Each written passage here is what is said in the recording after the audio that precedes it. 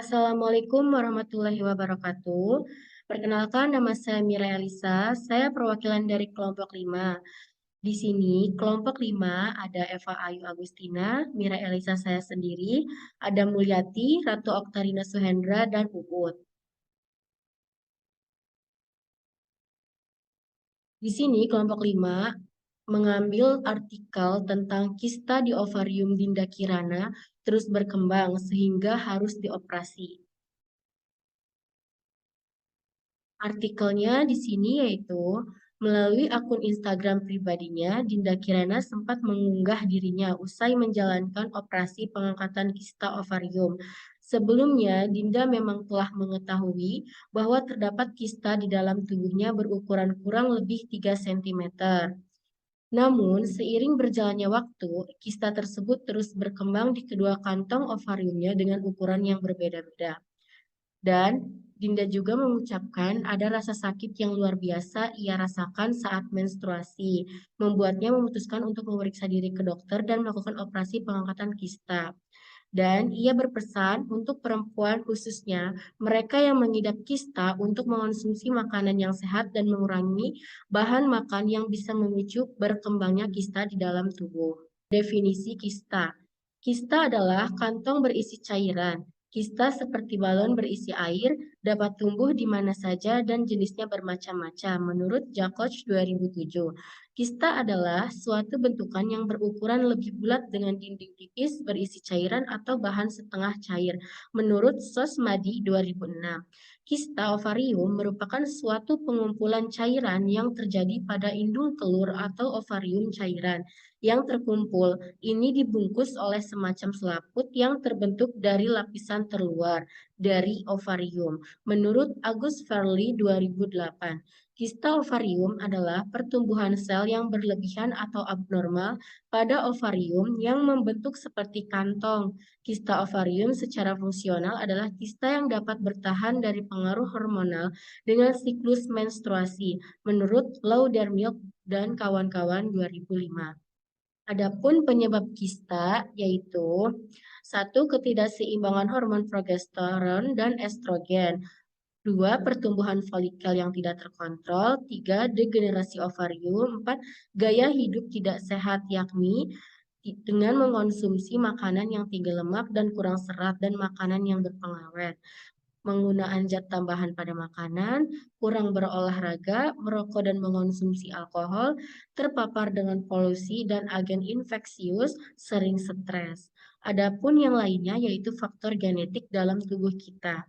Terdapat gen-gen yang berpotensi memicu kanker yaitu disebut protogen karena suatu sebab tertentu misalnya karena makan makanan yang bersifat karsinogen, polusi atau terpapar zat kimia tertentu atau karena radiasi.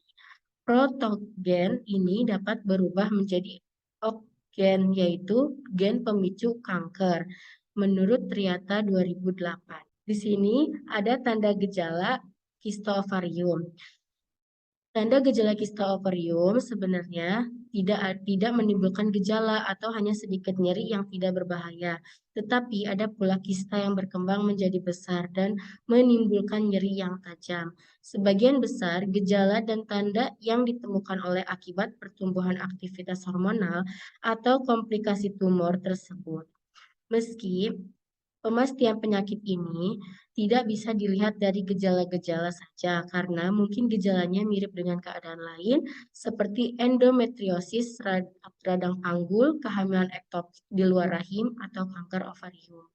Meski demikian, penting untuk memperhatikan setiap gejala atau perubahan di tubuh Anda untuk mengetahui gejala mana yang serius.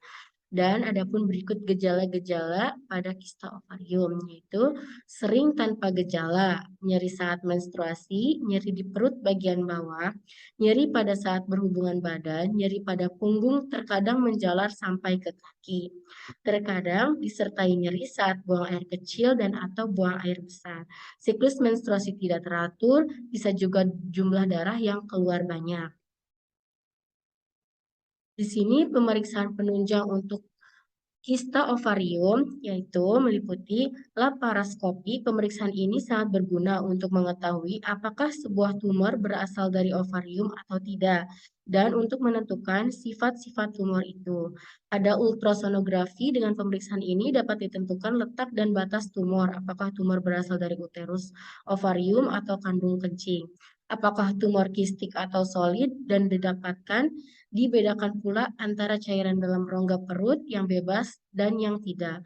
Dan foto rongsen, pemeriksaan ini berguna untuk menentukan adanya hidrotoraks. Selanjutnya, pada kista dermoid kadang-kadang dapat dilihat gigi dalam tumor. Baik, selanjutnya di sini yaitu ada penata laksanaannya.